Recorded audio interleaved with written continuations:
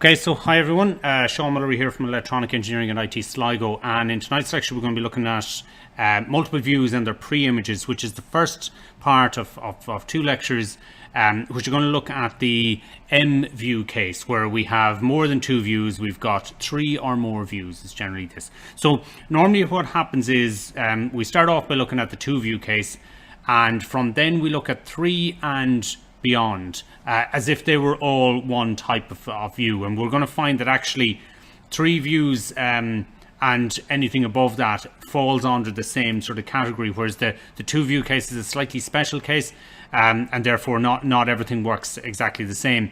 You're going to find that the matrices and so on that are involved in the multiple view case, where we're dealing with three or more views, gets a good deal more complex. We'll deal with that as best we can as we go, but the complexity really comes from the fact that we're just dealing with far more pieces of information, far more points, and trying to drag them all together into a matrix. And it's more the overall idea of the matrices that we want to think about, and the some of the attributes of those matrices that really tell us what we can do from there. But the problem does get more complex because of we've more information. So we start with some opening assumptions, and in almost any piece of work you do, it's important to have some assumptions about where you're starting, so that everything fits to that, because we can't do everything all at once. So as with the two view case, to solve the problem one step at a time, we need to make some assumptions. We have to assume that we are viewing a static scene and that we have multiple different views of this scene. So nothing in the scene moves. That's our assumptions for the moment. We would have to go to more complex type of algorithms if we wanted to deal with things that might move within it.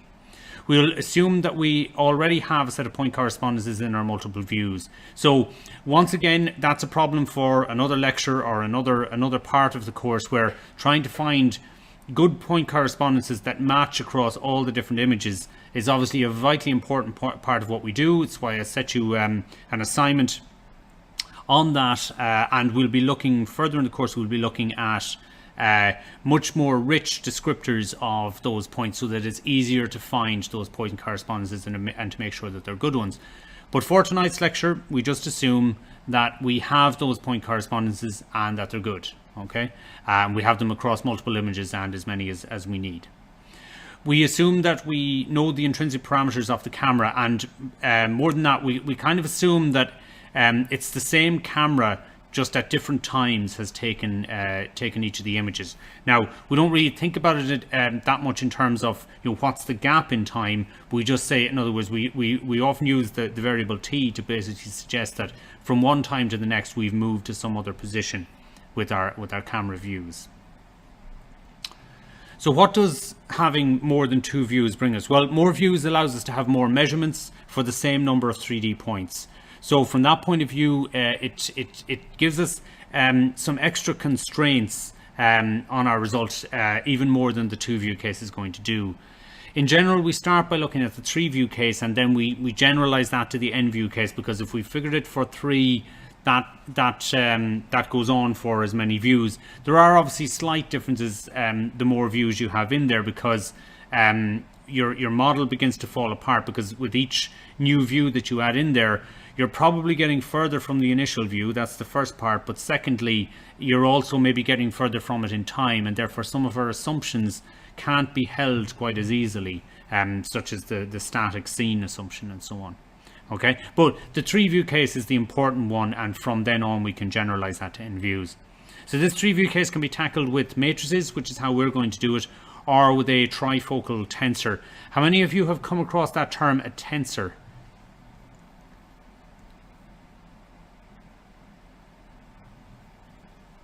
Okay, so some have, and obviously you may be familiar with a piece of software called TensorFlow, which is all to do with these things as well. So a tensor is basically it's a matrix, except rather than being where we would have something like a 3 by 2 matrix, you might have a 3 by 2 by 5 or something like that. So you can think of, as Marisa said, they're a 3D matrix, but it could actually be in 4D or 5D, because it can actually generalize well beyond that. You could have another 3 and a 7 or whatever you wanted. These can go up into many dimensions. So once we go beyond the kind of two-dimensional there, we go into what's called a tensor. So it's a matrix that goes those further routes there. So you could think of something like an RGB image in many ways as being like a matrix. Now the problem is that an RGB image doesn't necessarily act like a matrix in the same way as our columns and our rows and so on. But you can think of that idea of the two dimensions and then the RG and B being another dimension, a third dimension to it. So it's that idea when it comes to tensors. But that said, again, very difficult to wrap your head around and to figure out exactly where you are in the thing. So I've chosen to go down the route of using the matrices instead. But in many cases you can treat these as if you're just dealing with lots of matrices rather than one tensor. Okay, but just to be aware that exists. So the trifocal tensor is a generalization of the fundamental matrix, which we came across last week, which of course was only was an extension of the essential matrix. As with the fundamental matrix, the trifocal tensor doesn't depend on the 3D points themselves, but only on the interframe camera motion and then the two-dimensional coordinates. The relationship between points and lines encoded by the trifocal tensor is called the trilinear relationship. And we'll have the same as well, where we'll have a relationship between three images, which gives us a little bit more than the bilinear constraint that we saw earlier, which was the epipolar constraint, which was only between two images. So we will not use the trifocal tensor, but instead use a matrix notation, which once again will use the rank constraints, which are imposed by the constraints from multiple views. So again, this idea of the null space and of the fact that if we don't have a full rank matrix, we must have a null space in there, and oftentimes we can set up our problem that our solution is that null space or in the null space somewhere, and that if we can find the null space, we find the solution. Okay, so it's a very important concept that, as you've seen, comes up again and again throughout what we do. So to discuss it tonight and for the next night as well, we need to discuss this idea of a pre-image and a co-image as well. And the pre-image can be a little bit difficult to visualize because we talk about it in many different ways, which seem different, but in actual fact are just extensions of the original idea. So firstly, the definition of a pre-image. The pre-image of a point or a line in 3D is defined by the subspace in the camera coordinate frame, spanned by the homogeneous coordinates of the image point or the points of the line in the plane. Now again, these are very complex mathematical descriptions of something, but they have to be because they have to be exact. So when we talk about a subspace, we normally talk about, if we have a four-dimensional space, for example, a subspace can be three-dimensional or two-dimensional or one-dimensional. But so in other words, it can be a point or a line or a plane. Okay.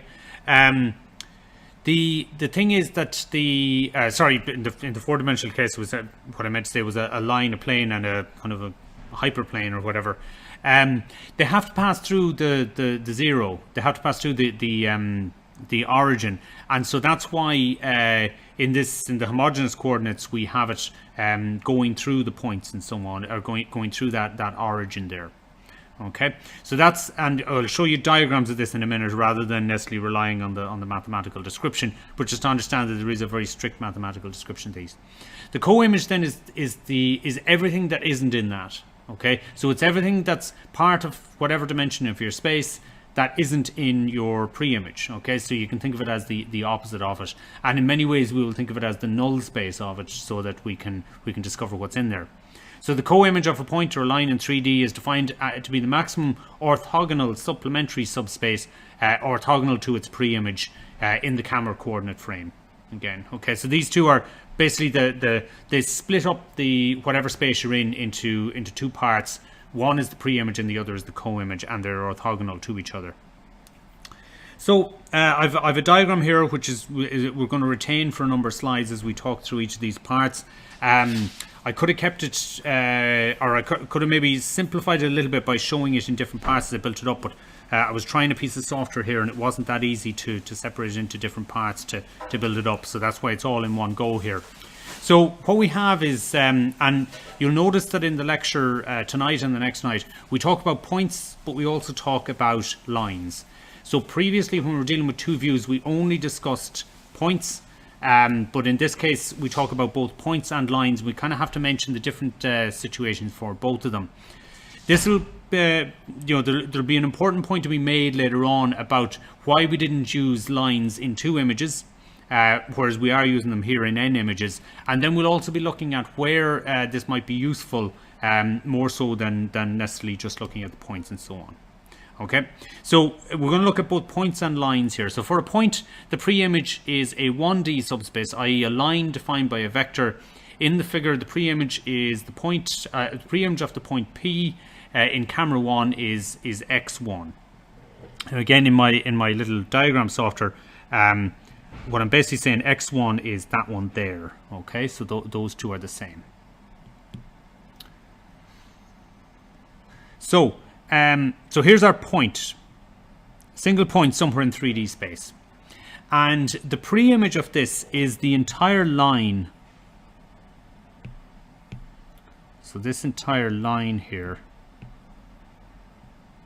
down there, that entire line there is the pre-image of that.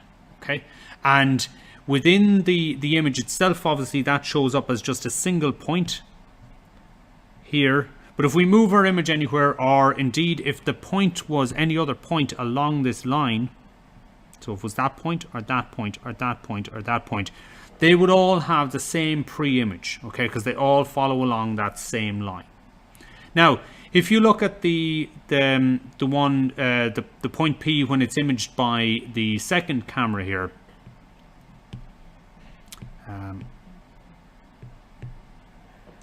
so that's that down there. It's that one there. Okay. Now the thing is here that in this case, that point P has been imaged all along this line here. Okay. So it's a different pre-image. So it forms a different pre-image. The point P forms a different pre-image in one camera than in the other, and it's considered the entire vector along that. Okay. So that once again, if I had any other points here along that line, that they would form that same pre-image. Now, importantly, and we'll come to this in a second, the only pre-image that that serves them both, in other words, that is common to both, is the point P there. Okay, so that one there, for example, or this one here, is not going to show up at the same in both of these. So it's the place where those two pre-images or those two lines cross is the common pre-image between those 2 points. Okay, so these are terms, and this is why I said that the idea of a pre-image changes depending on what we're considering. So if we're considering it only in one view, it's the entire line. But if we're considering it in 2 views, it's the intersection of those 2 lines is the only one. And if they don't intersect, if they miss each other, which we could have as a situation, in other words, we have separate pre-images for each of these. If they match up and they hit in a point, well, then that's a common pre-image to both of them, and that's a good thing. That means that we can, from 2 views, we can actually figure out something about the the rotation and the translation. If, however, they have pre-images but they don't meet, so they don't intersect at any point, because of course they're in a 3D space, so there's no guarantee that 2 lines will ever meet in a 3D space, then in that situation we can see that we would not necessarily have a consistent pre-image. Okay, and as Marisa said, they'll be on different planes, so we want them all on the one plane. If they're on different planes, we don't have enough information, because we don't have enough information to define the planes that they're on, in order to find out where they would meet. So the situation for a line then, and we need to maybe just clarify the situation with a line, right? When we talk about lines, once we've described it, we assume that the line continues forever in all direction, or sorry, in the direction that it was going. Now that's a little bit different from if you're looking at a picture and you see a line somewhere in it. So let's say, for example, that I have an image here. Not a very good image, right? And I've a line somewhere in it. Okay, Now, the thing is that when we come to describing that line and the information about it, what we're going to be doing is we're going to be describing an entire plane, or sorry, an entire line that passes through that and presumably goes off forever in all directions. Okay, or in each of those directions, not in all directions, obviously. So just be aware of that when we come to describe this, because what we have here is we have a line, and we've shown where maybe this line might show up in an actual image. Okay, so we have here where this line might show up in an actual image, just as this part here, but we assume that the line continues in some way. Okay, so if that bit is showing up, then it's going to show up in this one, it's going to show up there, and in this one it's going to, in this second image, it's going to show up there as just that part, and it doesn't continue on obviously within the image because we can't see it. But if we did follow it along its logical point, let's say maybe to this point here, what we can do is we can draw a straight line from there to there, and then assume that that line continues up there, and the same then from there to there, and draw along that and continue up the way. Okay, but we're only looking at a section of it here. So this is the pre-image of a line, and the thing about the pre-image of a line is that it could obviously be the one that I've just drawn there, okay, but it could also be this one. I should really draw it a bit straighter. So let's say it could be that one, or it could be this one, or it could be this one as we get down towards it here, right? I'm not showing the projection very well, but the thing is that basically the pre-image of this line makes up an entire plane. So it makes up this entire plane here.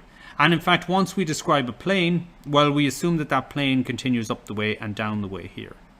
Okay, so that is an entire plane there that's going on there. And so what we talk about is we talk about the pre-image of a line as being an entire plane. Okay, so unlike my last case where I just had my index fingers, I now have to think about a line, and it's going entirely along a line up the way like that. Now, if we look at the second image here, okay, 1 second, draw it in the same colors. Okay, we can see that this entire plane here would all result in this exact same line in the second view, but there's only one line segment or full line that would actually match both of these views, and that's the one here, this L here, the one that goes all the way down here. That one will match both views because they cross at some point. Okay, now any two planes in a three-dimensional space will eventually meet each other and cross each other, and they'll cross each other they'll cross each other in a line if you're just dealing with two of them. That's how they have to do. So if these are consistent, then they cross each other in a line, and from that we can figure out the information. Okay, so we can find that by looking at the geometry of those. So for a line, the pre-image is a 2D subspace. So 2D being a plane, it's a subspace, which means that the plane has to pass through the origin, and it certainly is. There's our origin there, and it's the same down here. It's passing through that origin for that plane.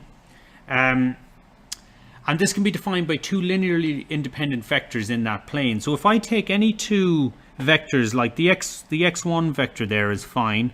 If I take the x1 vector and I take some other one just there, that's not exactly the same vector. In other words, it's not just the same length as it. From those two pieces of information, I can, by taking multiples of each of those or linear combinations of them, I can get to any point within the plane there. Okay, so I can get to any point I want to in that plane by just having two vectors that are in the plane and not they're linearly independent. So the plane uniquely determines the image of the line, and the image plane is the intersection of the plane with the image plane. So if I take that plane there and I see where it's crossing my image, where it's cutting through it, that is the actual intersection. That's the line that's going to produce in my image. In the figure, the pre-image of the line L in the camera one is the dark blue line, which I've kind of covered over now, but it was this one here. That one just there. Okay, and obviously this one, this pink one then is the pre-image of the line L in the second camera. But you can think of that as it could be any of those on that plane that would actually cause that. So what's the co-image then? Well, the co-image of a point is as the pre-image of a point is a one-dimensional subspace, which is basically the pre-image of the point. Remember, is just this this vector all along there. Maybe just draw with my highlighter instead. So that vector all along there, that's a one-dimensional subspace. So to make up the rest of the 3D world, we would have to have a two-dimensional subspace for our co-image. Now, I haven't been able to draw that because it's not very easy, but basically orthogonal to that at the origin here, if I was able to draw a plane, so let's draw some sort of a plane there with this at the origin, and that I was 90 degrees to that angle there, okay, which I'm doing a very poor job of actually drawing, but that's basically what the co-image of this would be. So, and the same, we'd have another one for the other one over there. So that's the co-image. Co-image is a bit easier to understand with the line, because if you remember, I said that we're dealing with an entire plane here. Okay, so we've got an entire plane there that's two-dimensional within a three-dimensional space. So for that reason, then we can think of the co-image as being just one-dimensional to make up the other dimension of the three dimensions, and it must be orthogonal to that entire plane and at the origin. So it's made by that angle there, which is orthogonal to this entire plane here. We also have one for this one here as well, for the pink one. Okay. Now what we've said is, if we call this L1, so if we call that L1 and we call this one L2, that's the normal vector. Then that can also be used to define our plane. So if we know that vector, we can do it to define the plane, because it's the entire thing that's orthogonal to L2 or to L1. And we can do that by using the I'll call it L1 cross, okay? So hopefully you remember this. This was the skew symmetric matrix, okay? If you remember, the kind of the way to remember this is kind of U1 minus U2, U3, a 0, a 0, and a 0, and then you just do the opposites of those. So you're going to have a U2 there, you're going to have a minus U1 here, and you're going to have a U3 there. Okay, so if we know, if we have, let's say L1 equals U1, U2, and U3, then from that information we can build up our skew symmetric matrix, which will give us the entire plane that's orthogonal to that.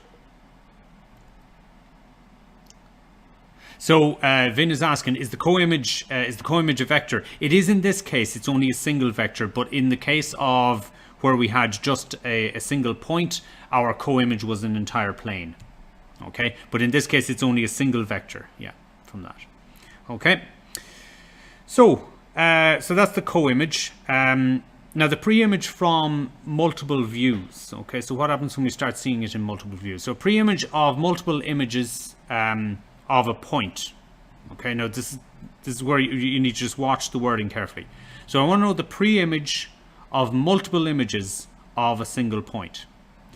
Is the largest set of 3D points that give rise to the same set of multiple images of the point. So in the figure for the two images, P is the pre-image as it is the intersection of the two vectors x1 and x2. So we have here, this is the pre-image this is the pre-image in camera 1, and it's a full line or a full vector. This is the pre-image in camera 2, and again it's a full line or a full vector. But if they meet, they will only meet in a single point, and this is the largest, the intersection of them. So this is this point P is the only point that could have caused both of these to occur. Okay, not just one of them to occur. Now, if, for example, as I say, these missed each other. Sorry, just 1 second.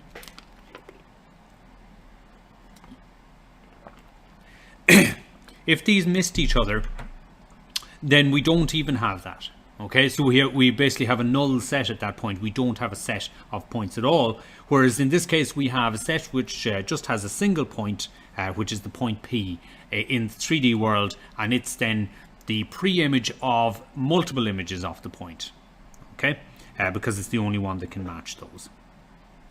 And that works very well for points in two images. We can figure out whether we either have nothing there, which means that our 2 points did not meet, or we have a single point, but we won't have multiple different points that it could meet in for a point for that, okay? Now, the pre-image of multiple images of a line is the largest set of 3D points that give rise to the same set of multiple images of the line. So in the figure for the two images, L is the pre-image as it is the intersection of the two planes. Okay, so we have our two planes there, that one and that one. So each of those individually are the pre-images of that line in the individual images, but together the only pre-image that matches both of these is this one down the center. Okay, it's that one there. Now what we're going to find out in a minute is actually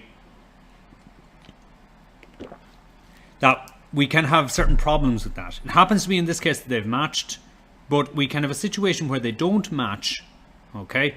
Where in other words that we've when we picked these, they didn't quite match, okay? And in that circumstance, what can happen is we can get ourselves the wrong line and still think that we're fine. So it's important to understand that actually the two view case does not work particularly well for lines. So the pre-image in multiple images of points and lines can be defined by the intersection. So we're talking about the intersection here now, where we look at each of the individual pre-images as we have there. So we're looking at each of the individual pre-images there, and what we're saying is that is, or sorry, it's the other way around actually. If we look at each of the individual pre-images separately, okay, so each of the lines, and we get the intersection of those, that is the pre-image of them all put together. And if they intersect and we get something, that's great, and if they don't, we have a problem. Same with the lines then, each of the individual line intersection, each of the individual line pre-images have to be, we have to get the intersection of those in order to find the pre-image of the line which fits them all. So the pre-image of multiple image lines can either be nothing, which is an empty set, it can be a point, it can be a line, or it can be a full plane, depending on whether or not they come from the same line in space. So just to understand that, if I have multiple images, let's say I have 3 images, and I want to see where they intersect. So let's say I've got 2 images here, they're my hands, and they intersect. In other words, they go through there. Okay, so they've intersected, and you can think of that where they meet as being a full line. Now what about a third one coming into this? Where would it go? Okay, so you can think of the third one, and I've only got 2 hands, unfortunately. IT Sligo won't give me a third one. So I've got those 2 there across like that. The next one would have to come in at this angle here. Okay, so you'll have to try and visualize that as best you can, as those 3 parts would come in there. And when that would happen, what would occur is that you'd have that line down the way, and then at one point individually in it, you'd have a meeting point. So there would be lots of places where 2 of them would overlap, but the only place where all 3 would meet together, the 3 of them together, would be in a single point. That wouldn't be useful for us in our particular case, because if we've seen pictures of lines in our images, we expect that to be a line in 3D space, and if it isn't, we've got a problem. So the point or the empty set is of no good to us. If we find a line, that's great. If we find a full plane in space, this is an unusual one. This basically means that our 2 camera origins were in the same spot. And what that would mean is that our camera 2 02 was here, and we followed the exact same plane, and the 2 of them intersected in a plane. And at that point, again, that's of no use. As you saw before, if our origin doesn't move, we have a problem. Okay, so that's what we talked about there with that last one. So really the only one that's of any good to us is this one here, which is they meet in a line. If we can get it to do that from multiple images, that's great. Then we have in some way got a constraint that we can work from. Sorry, the voice is going tonight, guys. We have in some way got a constraint that we can work with in order to try and recover the information that we need to do. So Assume we have a moving camera at time t. So let x of t denote the coordinates of a 3D point x in homogeneous coordinates. Okay. So what we have here is we've got our 3D point. So a 3D point, and it goes through several different things here. It goes through the projection, or the rotation and translation. Okay, so the motion of the camera. From that, we go through the generic projection, which gets it from a 4x4 down to a 3x4 matrix. And as we've seen before, that's what we always use with the essential matrix. And it was basically in the 3x4, it was basically just an identity down it. It was just 1, 1, 1. And of course, if we have any camera parameters that we need to deal with KT there, we can also take that into account. Now, if we do all of that to our 3D vector, what we do is we end up with a two-dimensional vector in homogeneous coordinates, admittedly, and that's multiplied by some scaling factor, because we don't know how far along that 3D vector it actually is, because we've only got a single point in our image to tell us. So we don't know where along that point coming from the center of projection did that happen. So again, if I take my example here where I'm looking directly at the camera here, you can't tell if that's at the front of the pencil or at the back of it there, okay, because the two of them have the one piece of information. So therefore your lambda is something that's very difficult to figure out. So what we're doing here is, what we're saying is that we have a single point in 3D space, but we're at different points in time viewing it from different places, and that's why our rotation here is going to change given that the time as to where we are. The generic projection matrix doesn't change. We've put a t with our k here. So my question to you now is, that represents the intrinsic parameters. Would the intrinsic parameters of a camera change with time? So if I'm, or can you think of what could cause my intrinsic parameters to change with time, do you think?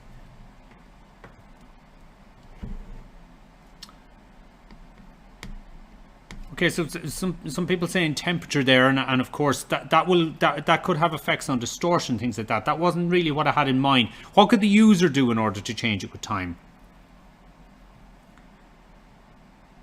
Because it's going to be very difficult for us to model the temperature. So what could a user do to a camera? And I'm not necessarily thinking in terms of it. This would be unusual in an automotive camera. Okay, so some people are saying moving, but of course moving is taken in by this. Okay, that deals with our moving.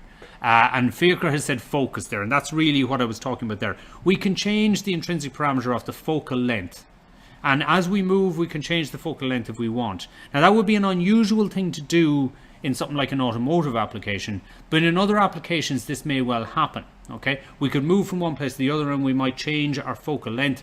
So even though we're dealing with the same camera, we have different attributes. Now, of course, the other ones that people have said there, where different types of distortion and so on could cause problems, that would certainly be the case. Liam has mentioned there dirt on the lens. Now, that's a difficult one, because that's a very unusual type of distortion to try and deal with in terms of the intrinsic parameters of the camera. It is something that we would maybe try and deal with different algorithms, but difficult to do in terms of the intrinsic parameters as such, because it could just completely occlude certain pixels. You could get water on the outside of the lens, and again that could actually, it's like almost like a little miniature lens is sitting on the outside and so on. So all those are problems, but more what I was referring to here was just the idea that you could maybe change the focal length. You'll often see in in films where they want to give suspense. So I think Indiana Jones used to do it a lot, where the camera, or I think in an awful lot of Harrison Ford's films, he used to look for this, where the camera would suddenly come straight up to him. And I think, yes, I'm sure Jaws would use it as well. The idea here is that you move the camera towards the subject, but you actually change the focal length at the same time, and that has the effect of distorting the person. So oftentimes, they're their nose or whatever becomes bigger as you get closer to it. Okay, so some of those might be useful in those situations. If you were still trying to recover something about the 3D geometry, you would have to take into account the fact that the intrinsic parameters changed. So Vin is asking here, would the change of focus not still have the same pre-image? So not necessarily. So what could happen is that as you change your I get what you're saying, that in other words, if it's directly, but if you're off the center of the camera, that could actually move in position. Okay, so if you change your focus, your central point certainly should stay in the same place, but if it was something like a line, that can quite easily move with a change of focus. So not absolutely the case, no. Okay, but that said, I'm pointing that out so that if anybody comes later and thinks, well, what would change with the intrinsic parameters, such that you've thought about it. But again, in our application where we're dealing with autonomous vehicles, that's not something we should be changing on purpose ourselves, or unless somebody has come up with a particular application where it might be useful. In most cases, we would be keeping a fixed lens, and therefore things like focal length and the scaling parameters would not change. So barring other aberrations occurring over time, and certainly we would hope that aberrations would not happen between two, where time is small, where there's a small change there. So with regard to everything else, though, all the other things, rotation and translation and all those things, can change with time as we move a camera. So the translation and the rotation are shown as this matrix here, which as we have is a 4x4 matrix, because obviously the rotation here is the 3x3, and the translation then is a 3x1, and of course we've got the zeros and the ones here. Now that is a 0, 0, 0, obviously, in order to make up the 3 positions there as well. Okay. And obviously those are homogeneous coordinates there. So you should recall that denotes the rigid body motion, and it's at time t. So we've put in the little t in there in both places, just so that we understand that can change with time. So a 3D line L in homogeneous coordinates can be written as a vector, and I've shown it here as L here is equal to x. But that x is a varying vector, okay? So it's a vector that changes its value, and it's based on the following. It's based on some fixed vector, okay, which we've shown as x0. So let's say that's somewhere down here. Let's say it's at the point 0 here. So it's somewhere there. It's that fixed vector, and we can draw a line directly from our origin center straight to that. So that's why it's given as homogeneous coordinates there. It has an x0, a y0, and a z0, and we can draw it straight from our camera. Now, this line L, though, it doesn't pass through the origin of our camera, so it doesn't suit the rest of our homogeneous coordinates.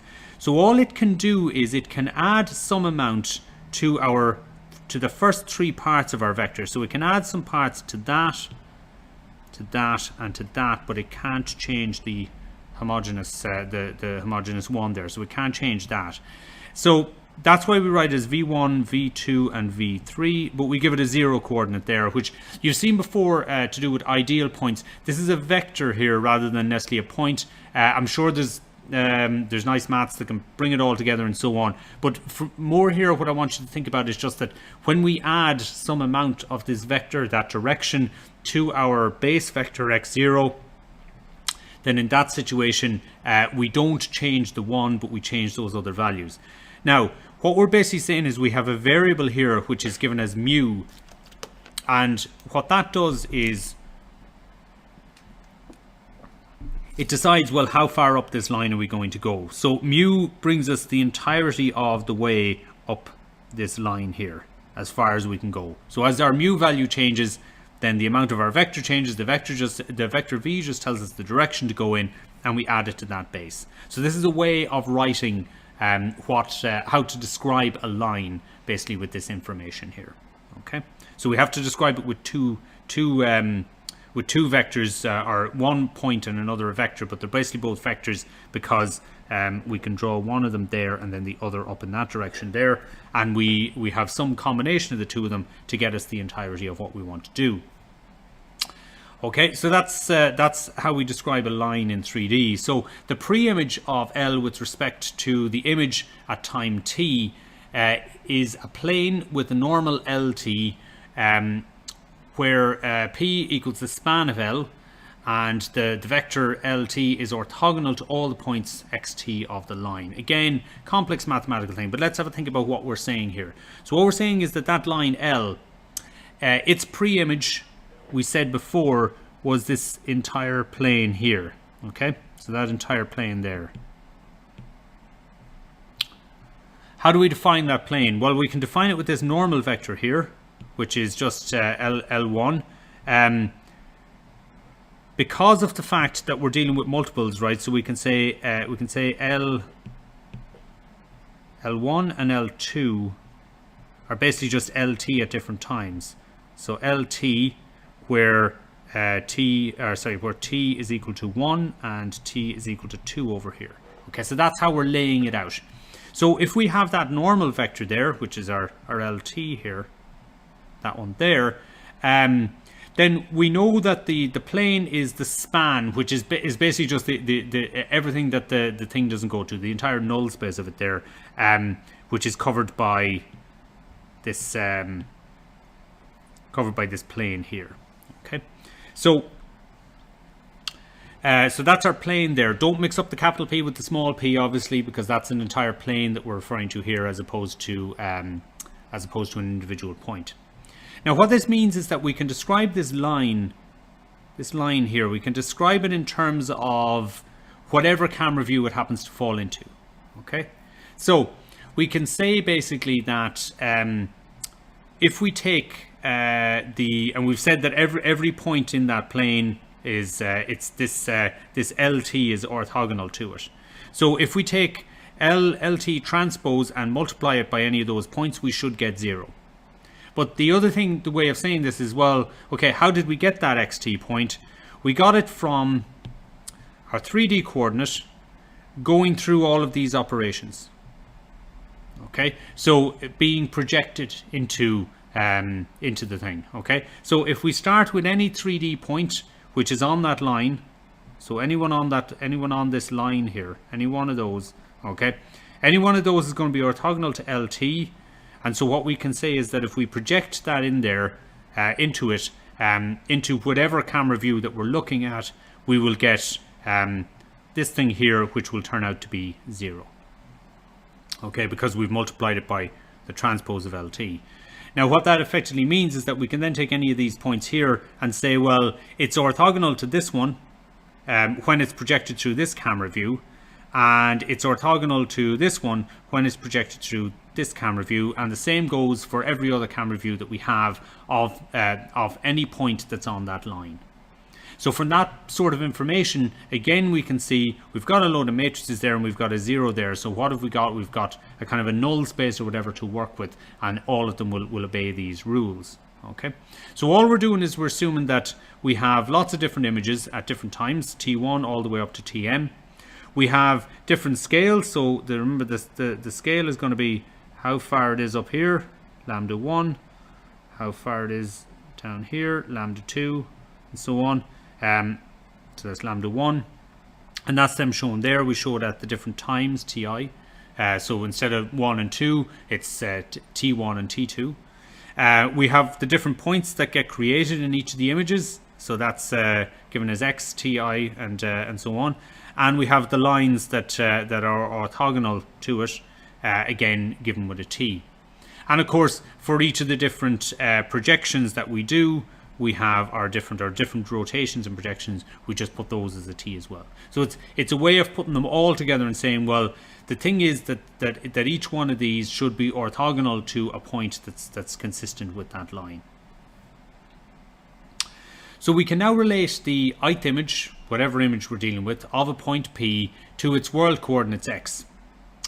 And this means that we can set it up like this, where we basically take our 3D point and put it through our projection, and we get xi multiplied by this. So the ith co-image of a line L to its world coordinates is also is given by this piece of information here. So this is the co-image that we're referring to here, and what we're basically saying is that we can say that the this line here is orthogonal to that point there, because that point is on the line. Okay, so that point is on the line. If we draw a straight line from there to there, okay, this is our x0, we'll call it x0.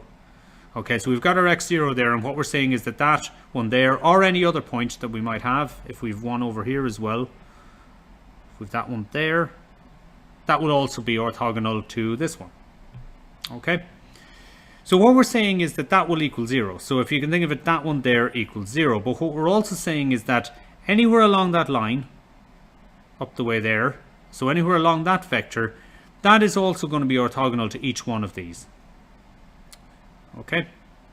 Now the danger is when you look at this one here, if you see those two together, it's very easy to kind of cancel out and say, well, therefore x0 must equal v, because you can see the same things on both sides. But that's not actually true.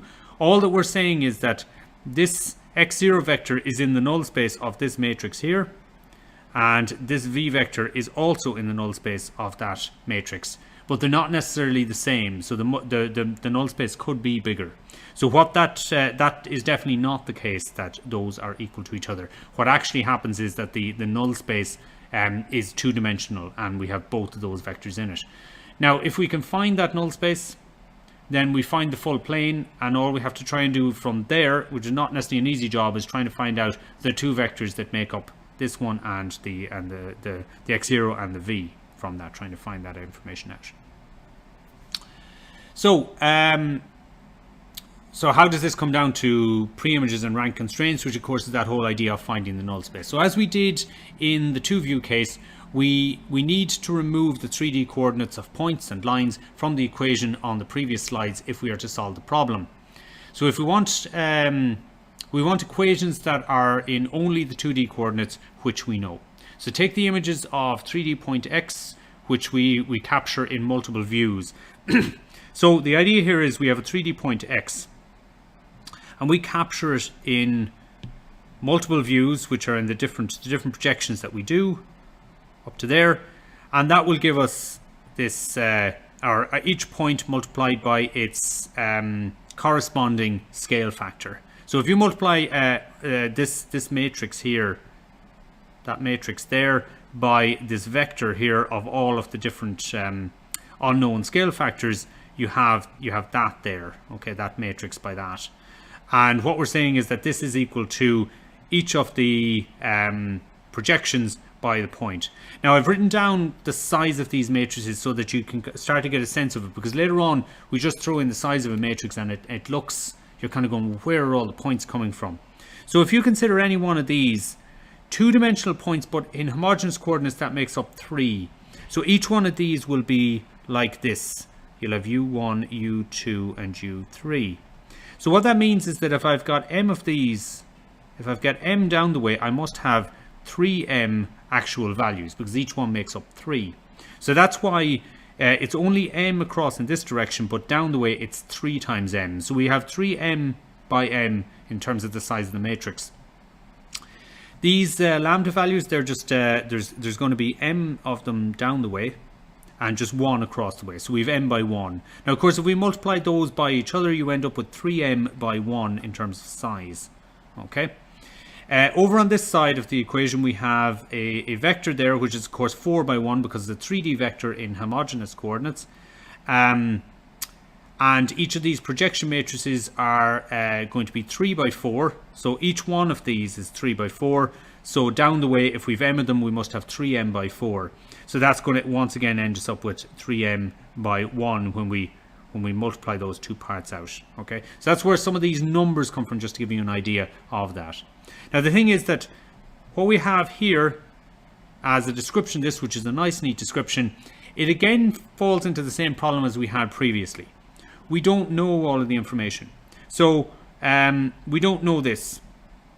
We don't know what projections took place.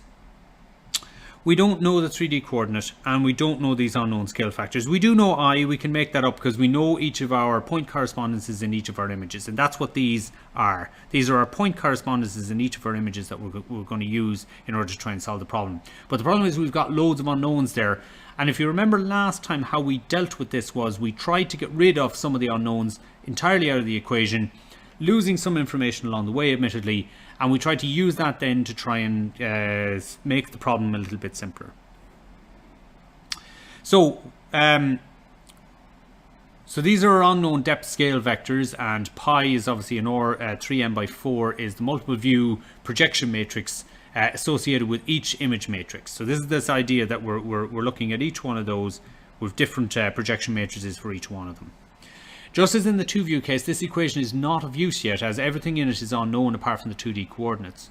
So our goal is to decouple the above equations into constraints which allow us to separately recover the camera displacements, first of all, which are given by that pi matrix, which will give us the rotation and the translation, and then try and figure out the unknown scale factors and the 3D coordinates from there.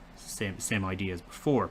Now I've written a little note to myself, which just in the half hour when I was looking at it, I kind of feel that this slide is not particularly helpful, so I'm going to jump it. But feel free to take a read of it, because it does in a longer version of this lecture, which I kind of cut down as I went a few weeks ago.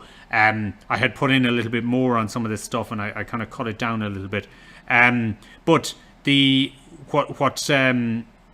you can take a read over it at some point if you want to have a look at it, but I'm more concerned about what's on the next page. Now it does show up again, but just in one small place. So if we take remember what we want to do here. We want to get rid of the we want to try and get rid of some of the unknowns. So let's say, for example, we want to get rid of the scale factors from that side of things. So we want to get rid of those scale factors. What can we do? Well, if we can neutralize I here and make that a 0 by multiplying by something on either side, just like we did last time, then that will get rid of that scale factor as well. So what we do is we take each of our points that we had previously. So I said we had each of our 3D points there. And if you remember last time, how do we get rid of our 2D points? How do we get rid of some of our 2D points from one side? We multiplied it by the skew symmetric matrix, which will be orthogonal to it. Okay, which will give us the cross the cross multiplication with it. So what we do is we make up a matrix full of those. Okay, for each one of those we make it up. So remember that these are going to be 3 by 3 skew symmetric matrices that we're going to have here. So because we have m, we now have 3m down in that direction, which we had previously, but actually across the way now, because each one of these is a 3 by 3 skew symmetric matrix, we also have 3m over this way as well, giving us a full 3m by 3m in size. Now remember, m is how many views we're dealing with. Okay, so we decide that by how many views that we're going to take. So this matrix has the following name. It's I orthogonal, and that's what that little symbol means there. So basically we're going to get everything that's orthogonal to that matrix. And if we multiply I orthogonal by I, what's going to happen is each one of these individually is going to multiply by the vector that, when it's given that as cross product, we end up with a 0. So that will end up removing that I. Now of course, what we're going to do is we're going to multiply that orthogonal, I orthogonal, on both sides, because otherwise it's not legitimate what we're doing. So that'll get rid of that. It'll turn that into 0, and we'll have the I orthogonal here on this side here multiplied by our two pieces of information. Okay, so now let's have a think about what we don't know.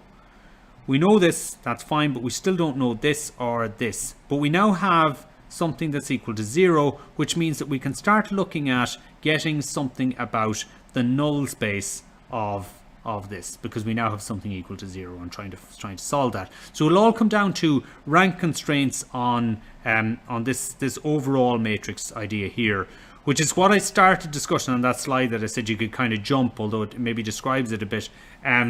So what we're gonna say here is that once again we see a solution defined by a null space, and x is this 3D coordinate is in the null space of this admittedly very large matrix. Okay, so it's This is going to be a 3m by 4 now, is what we have here. So the 4 comes about because we have these skew symmetric matrices here. We multiply these about. So remember what we had here was we had a 3m by 3m matrix, and we were going to multiply that by a vector here, which was going to be a 4 by 1. Not correct. Sorry, I'm missing the thing here. Before we multiply that, we have to multiply it by pi there, which was going to be a 3 by 4. So that's our pi. So that's better. That's our pi. And then that's going to be multiplied by a 4 by 1. So all in all, we're going to end up with a 3m by 1 at the end of it. Or if we take it as far as there, we're going to end up with a 3m by 4, which is then going to be multiplied by a 4 by 1 vector. Okay? So just so that you know where some of those numbers come from. So that's where we get our 3m by 4 when we multiply those together. We've called this WP here. So we have those each one of those, what we've basically have got the cross product in each case multiplied by the projection matrix of that one. So to have a non-trivial solution, we must have the rank of WP being equal to 3 or less. Now the reason for that is we have a 3m by 4, so the highest rank that this matrix could be, assuming that m is not a value of 1, obviously if m is a value of 1, that's completely worthless to us. We've only got one view, so that's no good to us. But when we get to bigger matrices where we've multiple views, the biggest rank that our matrix could have is 4, because we only have 4 across the way. Okay, so if we have rank 4, then we have a full rank matrix and we have no null space, and clearly we want to find a vector that's in the null space of this, which means that we need to set this up in such a way that our that the null or the rank of WP is 3 or less, so that we leave 1 or more over as a null space for our vector to live in. Now clearly if it's equal to 3, that means we have a null space of 1, and that vector is the vector that we're looking for. If we have a rank of smaller than that, let's say if it was a rank of only 2, then we have a full plane there that our vector could be in, and that's going to be much harder to find. So clearly the ideal here is for us to have a rank for that particular matrix there of 3. So if all images xi are from a single 3D point x in 3D space, then the matrix WP should only have a one-dimensional null space. Given m images xi in R3 of a point p with respect to m camera frames, which are given by the pi I, we must have the following rank condition, which you can kind of ignore this one because that's from that slide that I said you could jump. And what we're basically saying is that the rank of WP must be smaller than or equal to 3. Okay. So just as with the point features, I'm aware we're well over the hour, by the way, but we don't actually have too far to go, so we should be able to be fine to continue. So just as with the point features, we can use a rank constraint for lines. So the co-images L1 of a line spanned by the base vector x0 and the direction vector v, we have the following. So this is our rank constraint that we saw earlier, where we had these two vectors. And I said, this is where I've made the note, don't let the subtlety of the above equation fool you. X0 is not equal to v, because we saw that it couldn't possibly be. One was a homogeneous coordinate with a 1 and the other had a 0 in it. So instead it is saying that both x0 and v are in the null space of this vector here.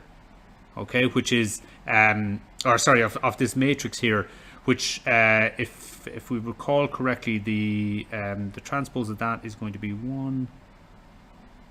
I'm going to make a mess of this now. 3 by 1. Yeah, but that pi matrix is going to be a 3 by 4 is the important one.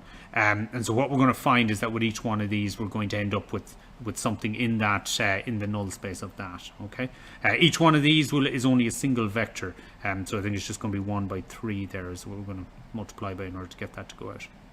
Okay. But when we multiply that by the vector, we're going to do it by either v or by x0. We get 0.